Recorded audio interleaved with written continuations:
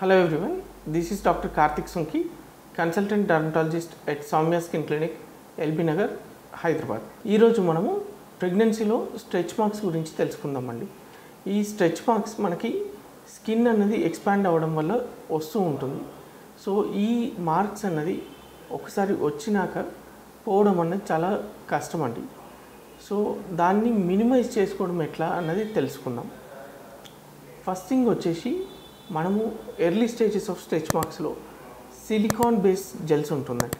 ఆ జెల్స్ మనం రెగ్యులర్గా వాడుతూ ఉంటే ఎక్కడైతే స్ట్రెచ్ మార్క్స్ ఉన్నాయో అక్కడ మనము అప్లై చేసి మసాజ్ చేస్తూ ఉంటే అది తగ్గే అవకాశం అన్నది ఉంటుంది. ఇది ఫస్ట్ 1 to 3 months మధ్యలో చేస్తూ ఉంటే మీకు స్ట్రెచ్ మార్క్స్ అన్నది విజిబిలిటీ తగ్గుతూ వస్తూ ఉంటుంది. ఒకవేళ ఓల్డర్ స్ట్రెచ్ మార్క్స్, పాత స్ట్రెచ్ మార్క్స్ ఉన్నాయి, మోర్ దాన్ 3 to 4 months ఇట్లాంటి స్ట్రెచ్ మార్క్స్ ఉన్నాయి అంటే అప్పుడు మనము తగ్గివ్వడానికి మనకి ఎనర్జీ బేస్డ్ డివైసెస్ ఉంటుంది. ఫస్ట్ వన్ MNRF అని ఉంటుంది. So micro needling with radio frequency అని, దాంతో మనం ఆ ప్రొసీజర్ చేస్తూ ఉంటే మనకి స్ట్రెచ్ మార్క్స్ అన్నది తగ్గడం జరుగుతూ ఉంటుందండి.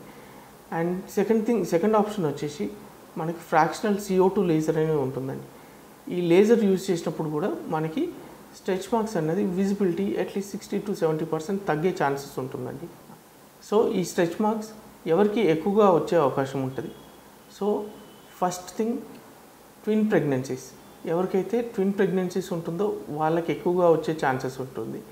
Second one size of the baby పెద్దగా ఉన్నప్పుడు మళ్ళీ స్ట్రెచ్ మార్క్స్ వచ్చే అవకాశాలు పెరుగుతూ ఉంటాయండి. And third thing usually first ప్రెగ్నెన్సీస్లో స్ట్రెచ్ మార్క్స్ వచ్చే అవకాశాలు ఎక్కువగా ఉంటుందండి. అండ్ ఈ ప్రెగ్నెన్సీలో వచ్చే స్ట్రెచ్ మార్క్స్ ఎట్లా అవాయిడ్ చేయాలి అని అడుగుతూ ఉంటారండి.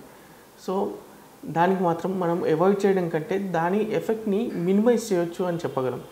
రెగ్యులర్గా మాయిశ్చరైజర్స్ వాడుతూ or oil application, usually coconut oil over abdomen, back and thighs ఈ రీజన్లో మనం రెగ్యులర్గా moisturisers or coconut oil apply చేయడం వల్ల మనకి స్ట్రెచ్ మార్క్స్ వచ్చే అవకాశాలు తగ్గుతూ ఉంటాయండి. వచ్చినా కూడా కొద్దిగా మైల్డ్గా ఉంటుంది. సో ఇంకా మీరు ఏమైనా స్ట్రెచ్ మార్క్స్ గురించి తెలుసుకోవాలనుకుంటే కామెంట్ సెక్షన్స్లో కామెంట్ చేయండి. నేను దాని గురించి ఆన్సర్ చేయడానికి ట్రై చేస్తానండి. Right, thank you.